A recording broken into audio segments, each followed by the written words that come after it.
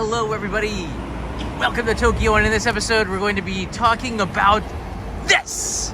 This is the Mr. Donuts very special limited edition ice cream bar with the old-fashioned, and Morinaga has teamed up with them to bring this to you.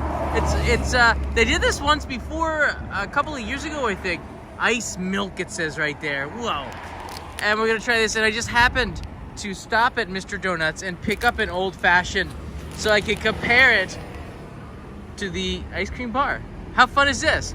So let's try this today, and yeah, welcome to Tokyo on a nice, beautiful afternoon. Right here. All right, I found this box here that allows me to allow you to look down on me, which is great, because then you can actually see more. Now, this is not the first time that Mr. Donuts has done something like this. They have, in the past, made an ice cream bar. Here it is for historical references right here. This is pretty incredible. This was the Angel Cream. I don't know, have you guys ever had this? It's basically just whipped cream inside of a sugar donut, and it's so delicious. And this was very popular. I can't remember when this was. I think it was like 2 years ago or something. And they've done something again with this. Yeah, so I went into Mr. Donuts and I got that donut. But first, let's try this because it is melting really fast. I thought it was going to be a colder day. It's not. The sun is making it nice and warm here. Let's open this up. Ooh. It's two-toned. So we've got here an ice cream with half chocolate, half vanilla. And this makes sense because if you look at the package, the old-fashioned that they have in Mr. Donuts, the chocolate is only on half of it.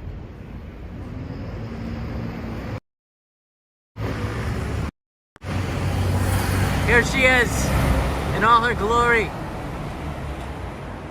Oh, and I see it now. There's chunks of ice cream on there. Do you see that? Oh, this is gonna be fantastic. All right, is it? Oh, by the way, I did get a coffee, so thank you everybody for that. Itadakimasu.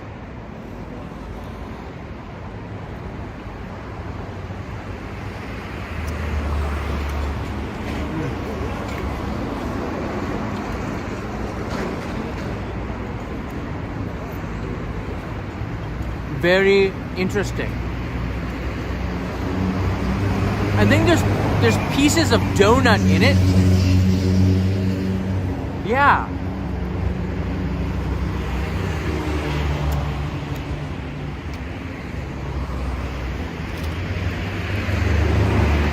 The only way to really test it now is to get out an old-fashioned here. Now, I never get the chocolate old-fashioned. Michael Sasato, thank you for making this episode possible.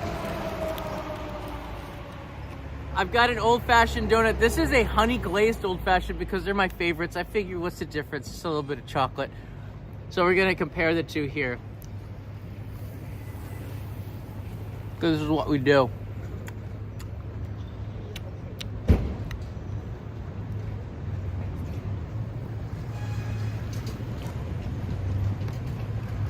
Okay.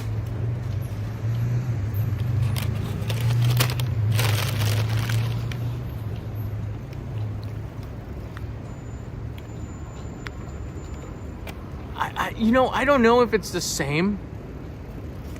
I just know that they're both good. There's elements to this of an old-fashioned, which is like a donut cake. I guess this is how they made donuts back in the olden days. I don't know. But wow. Anytime you eat an ice cream, you're just so happy, right? You're just so happy. So right now I'm in Monzen-nakacho, which is where I usually come because that's where the Mr. Donuts near me is located. Just down the street, about 500 meters. All right, where are these Mr. Donuts donut ice cream bars located? All right, I found them at some 7-Elevens, but then the two 7-Elevens around here that I checked, there's one right there, they didn't have it. So I was struggling. I said, I was panicking for a while. I said, wait, I can't find it anywhere because I saw it only at 7-Eleven. And lo and behold, I found it at this Family Mart right here. What? It's very odd. Ayos naman. Triathlon, thank you. I hope to bump into you next week running the Tokyo Marathon. Hey! I can't believe that's coming up so fast. And see us, son, thank you for the super sticker. I think I saw Brandania here as well. Now this is an old fashioned, okay? This is what it looks like at Mr. Donuts. Right now they're going for 162 yen with the chocolate on there. They have their, see on the right side? You see on the right side? That is a Sakura cherry blossom flavored, I believe. Or is that strawberry? It looks like. So I'm thinking about doing a cherry blossom episode for donuts on Friday maybe. Or Peter's coming tomorrow, so I might do it then. Yeah. Well, they also have... They also have other donuts here. Hold on. Boom. It's hard to delete this. Let's see, here's the other ones here. This is the other side of the aisle. This is the honey glaze, the old-fashioned honey glaze. And the old-fashioned with cinnamon they have there. And then, yeah, you were right, it was strawberry. Mmm. So nice.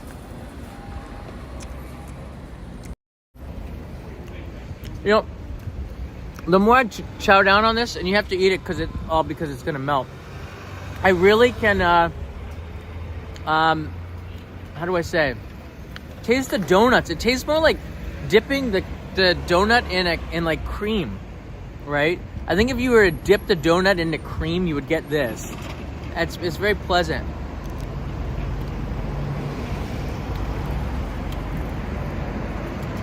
D-Moon.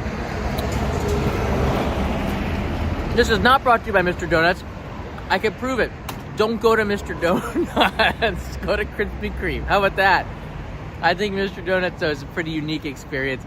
I like it when all the shops around here, and this is something I've been talking about, and experiences through Only in Japan Go. This is a live stream. This is why I kind of do this, so that you can experience what it's like too, because these things happen all the time, and they come and then they're gone. So this ice cream bar is going to be here, and it's going to be gone, and then for history, they're going to be talking about it like the last Angel Cream ice cream bar. It's a thing. Bottom line, I got to eat ice cream. What's so bad about that? Ha!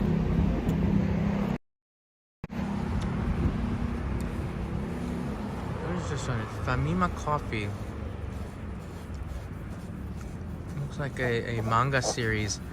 Oh, this has also been on some Calbee potato chips recently too. So the products, when I guess movies and new manga and anime come out, they really do collaborate with everyday products to bring out more interest in it. Kamen Rider. All right, itadakimasu with the coffee here.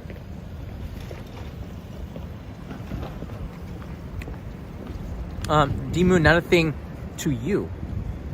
Not a thing to you.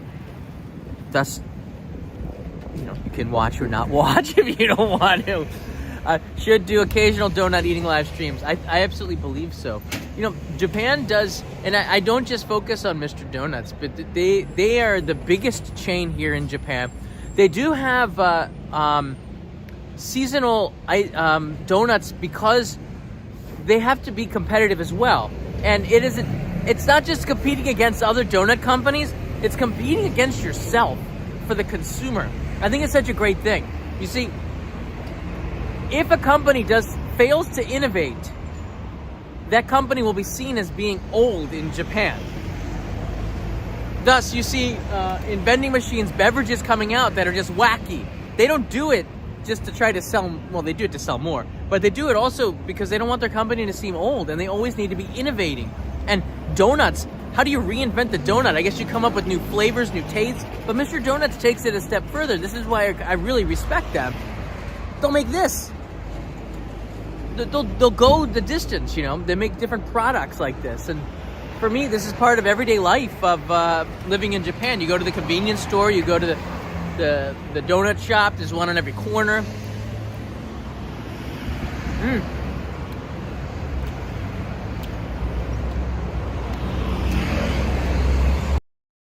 All right, for historical references, now you can see in here. Let me get in the sun. I want to see if you can see those bits of donut. Do you see that? Yeah, right there in the center. All right, I'm gonna zoom in even more. So the iPhone has not been particularly good with the cameras here. It's hard to focus for some reason. You see that right in the center? That's old-fashioned donut. It's awesome. They got to do more collaborations like this with everyday food. It is chilly in Japan. It's strangely warm. It feels like spring, but the wind is out.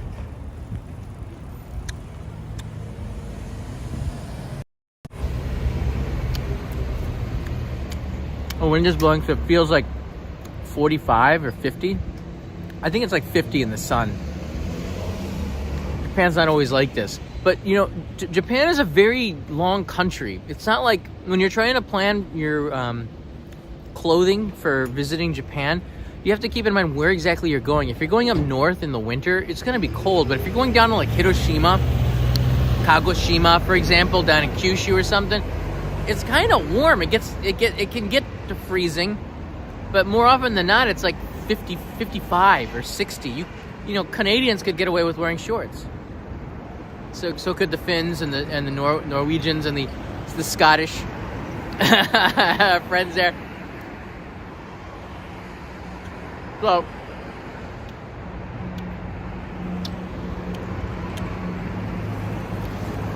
before I came to Japan, when I first came to Japan, you couldn't find coffee anywhere except for the vending machines. Or coffee shops, of course.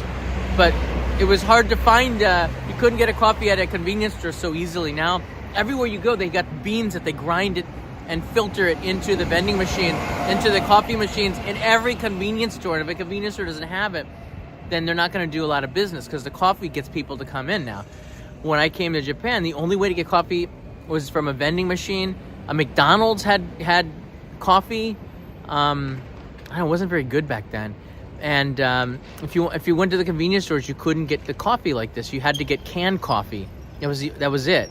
Canned coffee has a long history, and we're going to see that come a full circle in the 2025 Osaka Expo.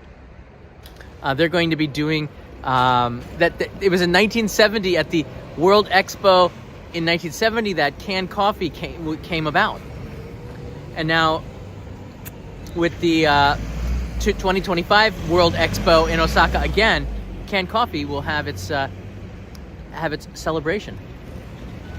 55 years. It's gonna be pretty cool.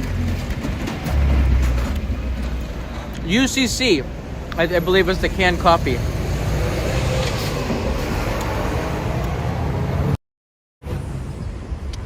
So there's a lot of donut in this.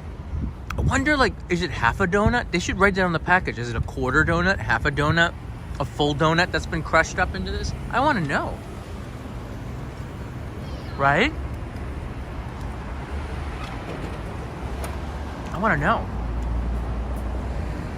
I was going to do the live stream over at the intersection. I usually do. You get a lot of exhaust, fumes standing on that corner. This is a little bit better. But honestly,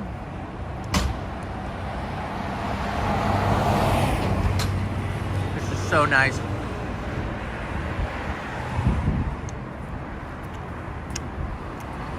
Oh, see a sun. It says here, it turned red, your sticker. It says $1.49, but that sticker thinks it's $100 super chat. How cool is that?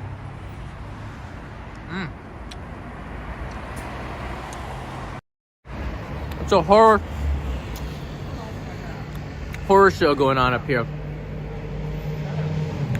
So this is what it looked like coming here. So I got this. This was at 7-Eleven. Now, these ice cream bars are a big deal. Everybody loves them here. Usually in the summer. But another reason they probably did this now was because, I mean, nobody eats these ice cream bars that much in the winter. So this makes you go and do it. And that's kind of good too, because we want to make sure that Morinaga does well, because they make good ice cream.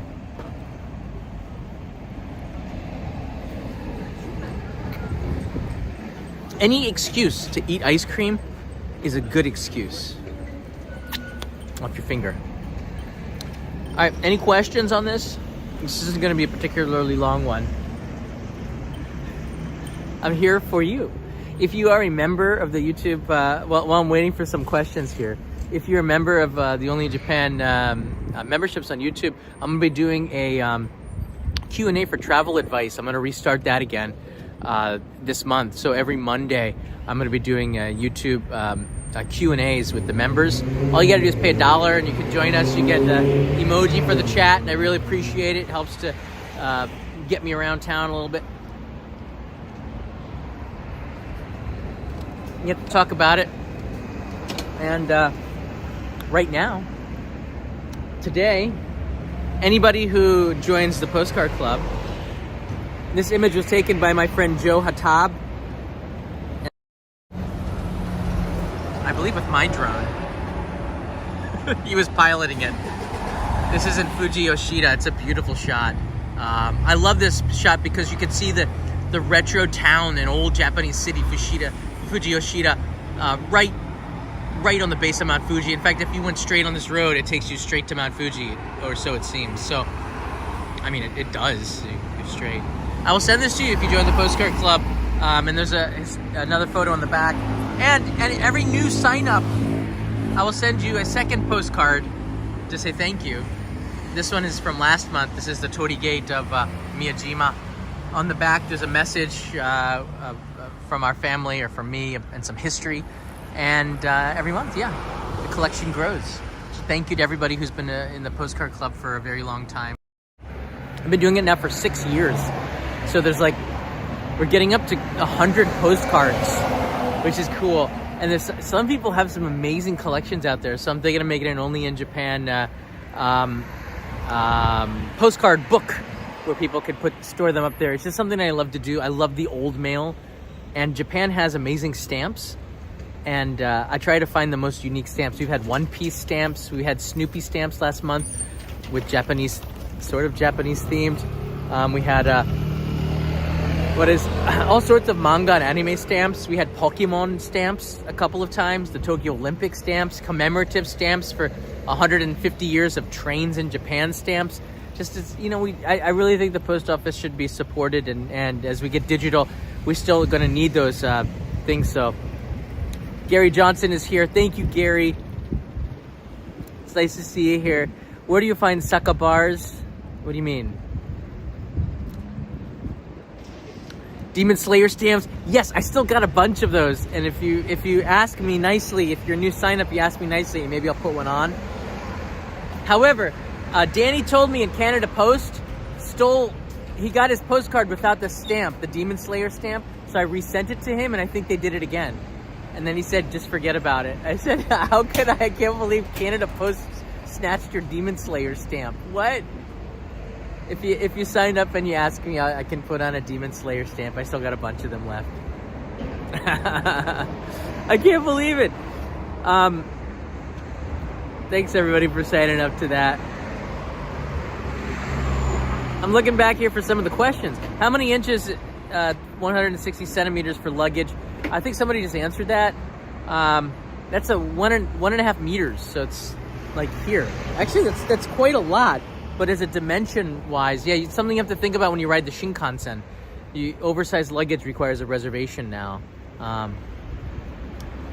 Tourists. They bring these massive bags. It's crazy. On the Shinkansen. It was never meant for that. Did bags get bigger over the last 10 years? Or do people just need more stuff? Because I don't remember people traveling with bags that big. Usually you just have one suitcase, right? I mean, you could buy everything in Uniqlo, or if you need something, you could buy it in Japan. Shoes, socks, and maybe t-shirts. That's about it. You can buy everything else. Or do the laundry, which I recommend. Not a place there's laundromats everywhere. People just bring in more stuff that they don't need. It'd be fun to see some of the old postcards from the last 6 years. Maybe I'll do an episode like that. The anniversary for the Postcard Club is in summer. So perhaps I'll do an anniversary and I'll show all 6 years of the postcards. There's some pretty cool ones. And I'm thinking of putting together a collection of them, and just anybody who wants to support the channel can buy them all in one clump, is it a block?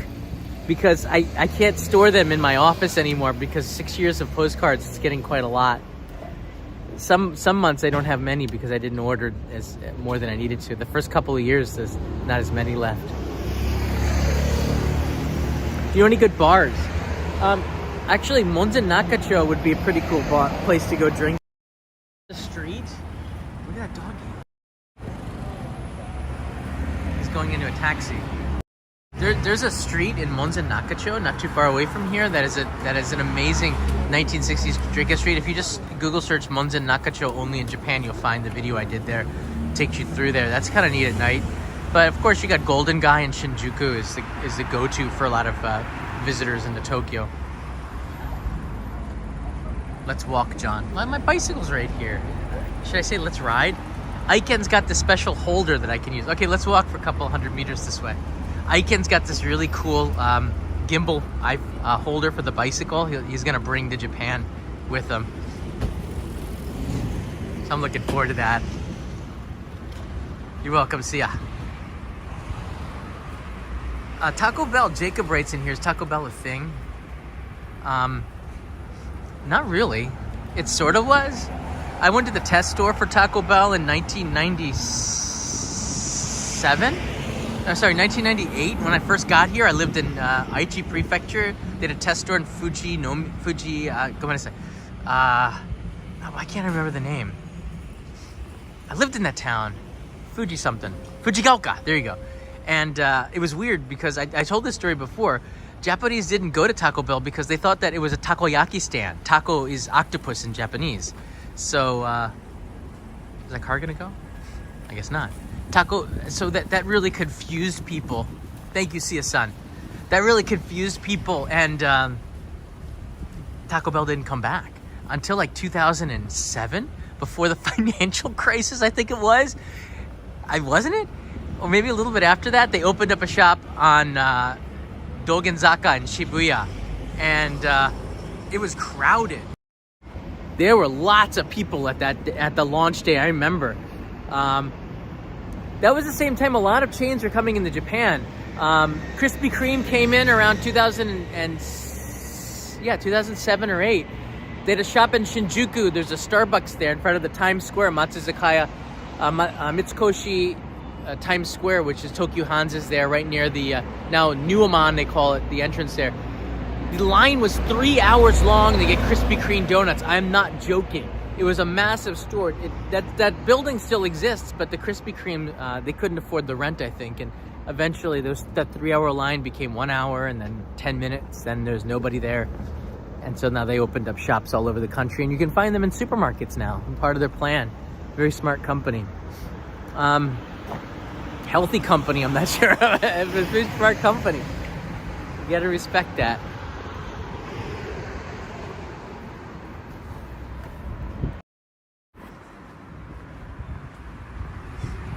I love this town, Monzen-nakacho, very shitamachi feel.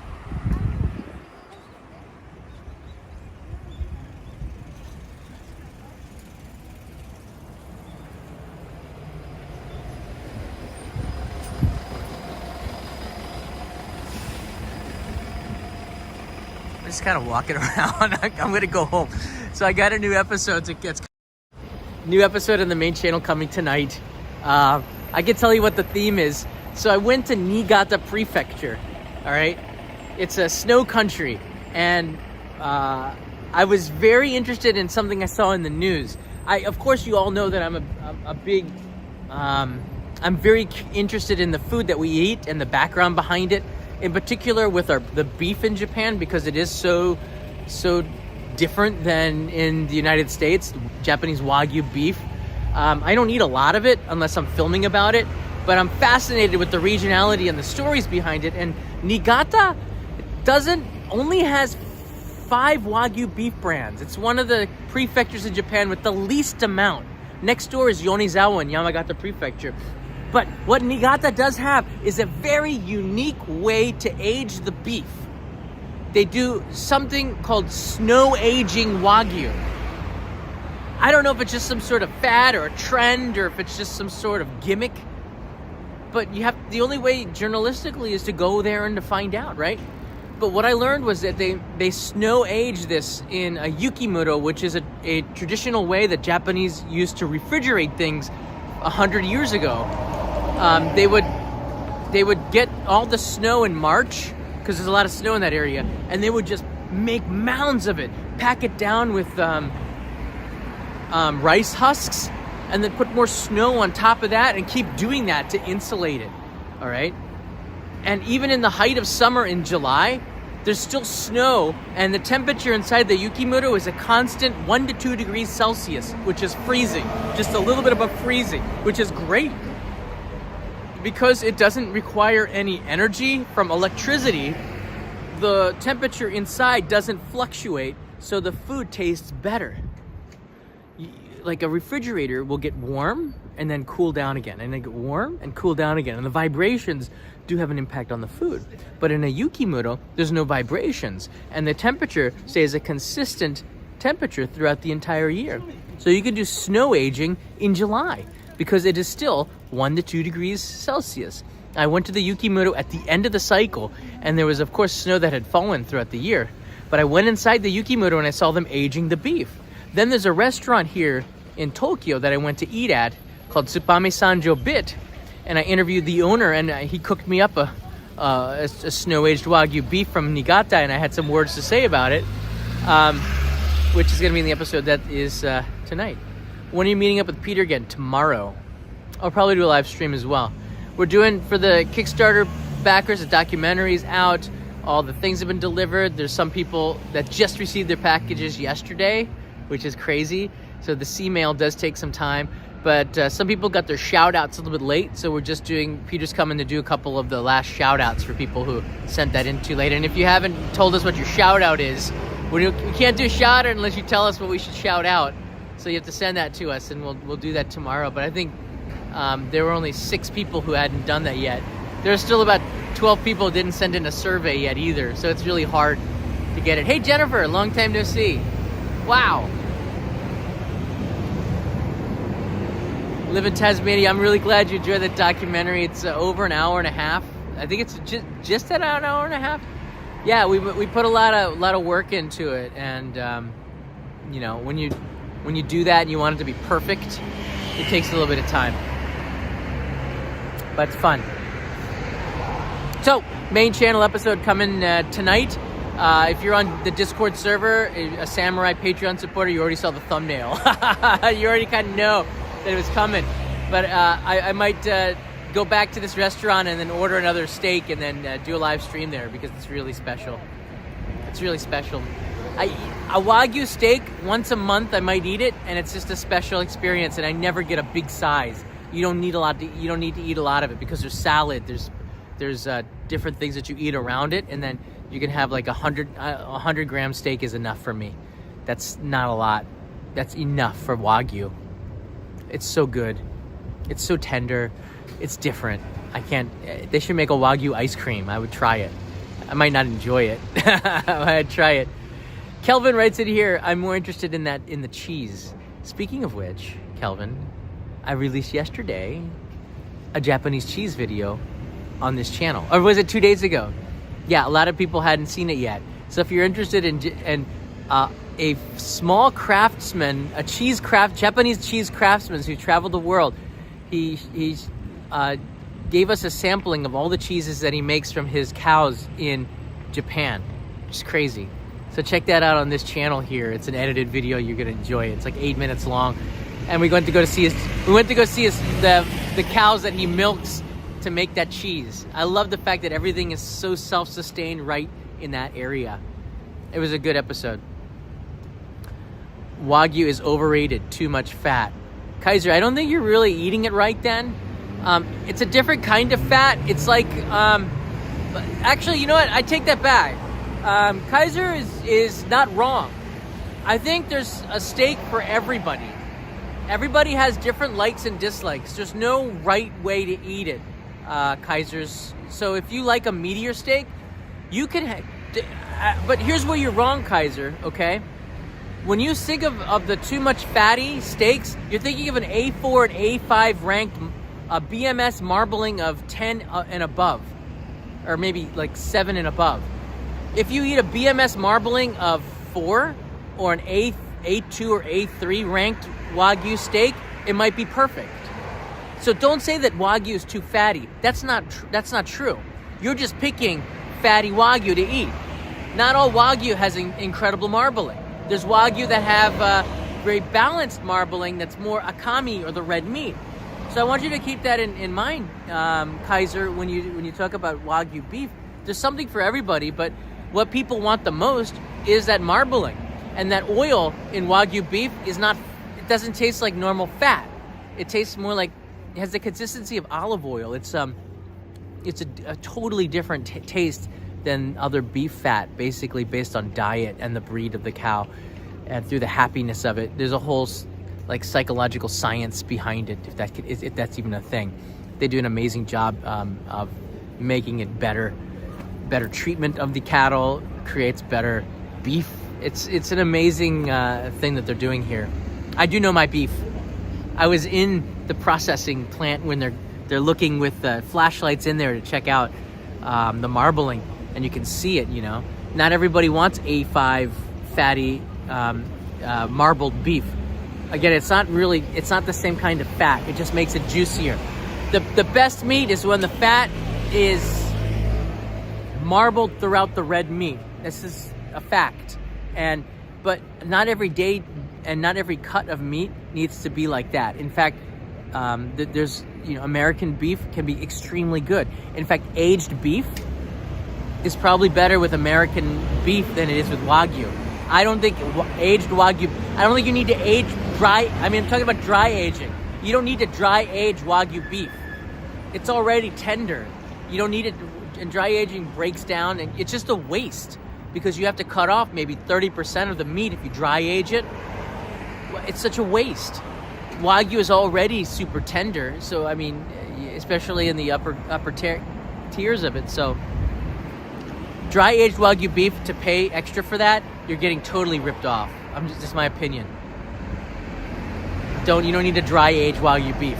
It's just a way to get you to pay more money. Personality brick wall.